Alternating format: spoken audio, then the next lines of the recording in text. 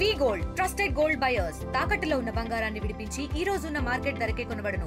మరిన్ని వివరాలకు సంప్రదించండి 7710772020. పశ్చిమ గోదావరి జిల్లాలోని ప్రముఖ పుణ్యక్షేత్రం పెనుగొండ నగరేశ్వర మహిషాసుర మర్దిని వాసవి కన్యకా పరమేశ్వరి అమ్మవారిని ఈరోజు దర్శించుకున్నారు. రాష్ట్ర మహిళా కమిషన్ చైర్పర్సన్ రాయపాటి శైలజ ప్రస్తుతం ఆమె ఉన్నారు. మేడం, ఏంటి ఈ ఆలయానికి వచ్చారు? సెంటిమెంటల్గా వచ్చారు అంటే గతంలో కూడా మీరు ఇక్కడ పాదయాత్ర కూడా చేశారు, రైతు పాదయాత్ర, దేనికోసం? అంటే యాక్చువల్లీ వైజాగ్ వెళ్తూ దారిలో, ఎందుకంటే ఈ ప్రాంతంలో మేము గత 2 సంవత్సరాల కిందట కూడా రావటం జరిగింది. ఈ రోడ్లు వస్తుంటే అవన్నీ గుర్తుకొచ్చినాయి అనమాట. ఏదైతే మా పాదయాత్ర పెనుగొండ ఇక్కడ ఆగాము, ఒక నైట్ కూడా మరి రైతులందరూ కూడా పక్కన కళ్యాణ మండపంలో బస్ చేశారు. నెక్స్ట్ డే మార్నింగ్ వచ్చి మళ్ళీ ఇదే వాసవి అమ్మవారిని అలాగే శివుణ్ణి కూడా దర్శనం చేసుకొని మళ్ళీ ఇక్కడి నుంచి నెక్స్ట్ మా డెస్టినేషన్ ఏదైతే ఉందో పాదయాత్ర మొదలు పెట్టడం జరిగింది. సో ఈ పాదయాత్ర మాకు సక్సెస్ అవటానికి దారిలో ఏదైతే ప్రజల దీవెనలు ఒకటి, వాళ్ళ ఆశీస్సులు ఒకటి, వాళ్ళు మాతో భాగం అవటం ఒకటి, అలాగే మనకంటే కూడా ఇంకో పెద్ద పవర్ ఉంటుంది ఆ దేవుళ్ళు అండదండలు కానీ వాళ్ళ ఆశీస్సులు లేకపోతే కొన్ని సక్సెస్ జరిగాయి. సో ఇవన్నీ కూడా ఇంతమంది మా దారిలో ఎన్నైతే గుళ్ళు ఉన్నాయో అన్నీ కూడా విజిట్ చేసుకుంటూ వేడుకోవటం జరిగింది. సో దాంట్లో భాగంగా వాసవి అమ్మవారు కూడా దర్శించుకొని అప్పుడు ఇచ్చిన ఏదైతే సక్సెస్ ఉందో దానికి కృతజ్ఞతలు తెలుపుకుందాం అని చెప్పి ఈరోజు రావటం జరిగింది. మీరు మహిళా కమిషన్ చైర్పర్సన్ అయిన తర్వాత తీసుకొచ్చిన ప్రధానమైన సంస్కరణలు ఏంటంటే? అంటే ఒకటి, అది ఫస్ట్ ప్రాసెస్లో ఉంది. ఆన్లైన్ పోర్టల్ అనేది కంప్లైంట్ రేజింగ్కి ఇంకా లేదు.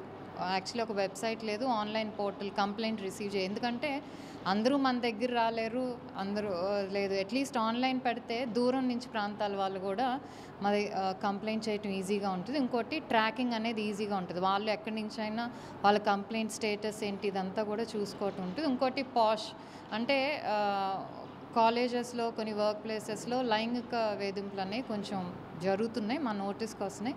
సో అవేర్నెస్ సెషన్స్ అనేది ఆల్రెడీ రాయలసీమలో చేసాము, ఇటు ఉత్తరాంధ్రలో చేసాము, అన్ని జిల్లాల్లో కూడా చేస్తున్నాం. ఒకటి పాక్సో మీద, పాష్ మీద, అలాగే గృహహింస మీద కూడా అవేర్నెస్ సెషన్స్ అనేది రెగ్యులర్గా కండక్ట్ చేస్తూనే ఉన్నాం అన్నమాట. మహిళలు బాలికలపై ఈ మధ్యలో అకృత్యాలు అనేవి ఎక్కువైపోయినాయి. అయినప్పటికీ చట్టాలు ఉన్నప్పటికీ కూడా వారు కొన్ని రోజులు జైల్లో మగ్గి బయటకు వచ్చేస్తున్నారు. చట్టాలు మారాల్సిన అవసరం ఎంతైనా ఉంది. మహిళలు కూడా ధైర్యంగా ఉండాలంటే చట్టాల్లో మార్పు రావాలని అంటున్నారు. దీనిపై మీరు ఏమన్నా అంటే ఇప్పుడు అంతకుముందు తెలియదు కానీ ఇప్పుడు పాక్సో చట్టం మాత్రం చాలా స్ట్రిక్ట్గా ఇంప్లిమెంట్ చేస్తున్నారు. అండ్ ఫాస్ట్ ట్రాక్ పద్ధతి ద్వారా కూడా ఎక్కువ డిలే లేకుండా ఇమీడియట్ పనిష్మెంట్ అనేది జరుగుతుంది. సో దట్ ఈస్ ఒకటి మనం అభినందించాలి. ఎందుకంటే ఒక తప్పు చేసినప్పుడు వెంటనే శిక్ష పడిపోతే ఇంకొకరు కూడా తప్పు చేసే ప్రయత్నం చేస్తారు, వాడికి శిక్ష పడట్లేదు కదా ఏముందిలే మనకి. సో డెఫినెట్లీ జ్యుడిషియల్ సిస్టమ్ మాత్రం పాక్సో దాని మీద చాలా సివియర్గా తీసుకొని పనిష్మెంట్ అనేది ఇమీడియట్గా ఇంప్లిమెంట్ అయ్యేదట్టు యాక్షన్ అయితే తీసుకుంటున్నారు. ఇంకా ఏంటంటే ఎక్కువ టార్గెటెడ్ ఫ్యామిలీస్ ఏంటంటే సింగిల్ మదర్, అంటే ఫాదర్ లేకపోయినా జస్ట్ సింగిల్ మదర్ ఉండి ఆమె పనికి వెళ్తుంటే పిల్లలు ఇంట్లో ఉండిపోతారు, ఆడపిల్లలు. సో అలాంటి వాళ్ళని ఎక్కువగా టార్గెట్ చేస్తూ ఉన్నారు.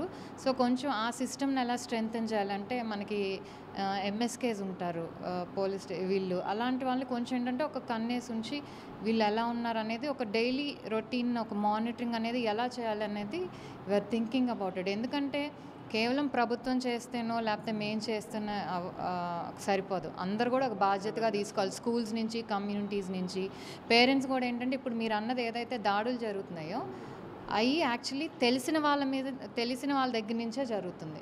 ఏదైనా కింద ఉండే ఇంటి ఓనర్స్ కానివ్వండి, లేకపోతే తెలిసిన బాబాయిలో కానివ్వండి, చుట్టాల మధ్యన లేకపోతే పక్కింటి వాళ్ళు ఎవరో బయట నుంచి వచ్చి చేయట్లేదు.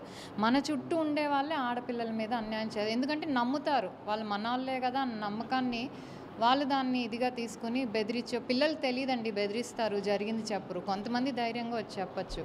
సో ఇలాంటి మేము ఆల్రెడీ మాట్లాడటం జరిగింది మినిస్టర్ గారితో కూడా. ఏంటంటే అవేర్నెస్ సెషన్స్ అనేది మేము అన్నీ కవర్ చేయలేం కాబట్టి స్కూల్స్ లెవెల్ నుంచే మొదలవుతే సో ఇంకొంచెం మనం వాళ్ళని ప్రొటెక్ట్ చేయగలుగుతాం అనేది ఒక ఇది చేస్తున్నాం. చివరిగా చాలా వరకు కూడా గల్ఫ్ బాధితుల్లో మహిళలు ఎక్కువగా ఉంటున్నారు. విలేజెస్ నుంచి వెళ్ళిన గల్ఫ్ ఇక్కడ ఏజెంట్లు మాయమాటలు నమ్మి అక్కడ మోసపోతున్నారు. అక్కడి నుంచి రావాలంటే కూడా చాలా ఇబ్బందులు పడుతున్నారు. అంటే ఈ గల్ఫ్ బాధితుల కోసం మీరు ఏజెంట్ల కోసం ఏమన్నా అవేర్నెస్ క్యాంప్స్ అంటే ఆల్రెడీ ఎన్ఆర్ఐ ఏదైతే ఉందో గవర్నమెంట్ తరఫున ఎన్ఆర్ఐ సెల్ ఉంది, వాళ్ళు ఆల్రెడీ వర్క్ చేస్తున్నారు.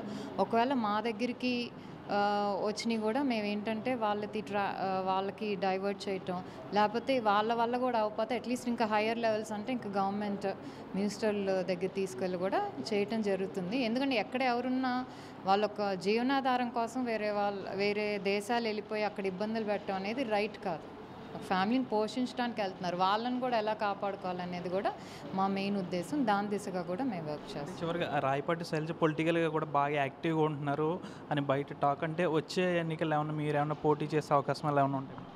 అది ఇప్పుడు నేనున్నది కాన్స్టిట్యూషనల్ పోస్ట్ అండి. సో నాకు సంబంధించి వచ్చే వరకు నేను మహిళల రిలేటెడ్ యాక్టివిటీసే చేస్తున్నాను. కానీ 29 అప్పుడు చూద్దాం. We can tell what will happen. Thank you. మహిళలు బాలికలకు సంబంధించి ఏమైనా ఫిర్యాదులు ఉంటే త్వరలోనే ఆన్లైన్ పోర్టల్ అనేది తీసుకొస్తాం. ప్రస్తుతం నేను ఒక కాన్స్టిట్యూషన్ బాడీకి సంబంధించి దాంట్లో చైర్పర్సన్గా ఉన్నాను కాబట్టి రాజకీయాలు మాట్లాడదలుచుకోలేదు. 2029లో అవకాశం వస్తే పోటీ చేస్తానని అయితే రాయపాటి శైలజ చెప్తున్నారు. వీడియో శేఖర్తో మన ఆర్టీవీ పశ్చిమ గోదావరి జిల్లా పెనుగొండ నుంచి. చరిత్ర సృష్టించినోడు ఇప్పుడు ఆ చరిత్రని తిరగరాయబోతున్నాడు. అబద్ధాల గోడల్ని బద్దలు కొట్టి నిజాలను రాగా మీ ముందుంచబోతున్నాడు.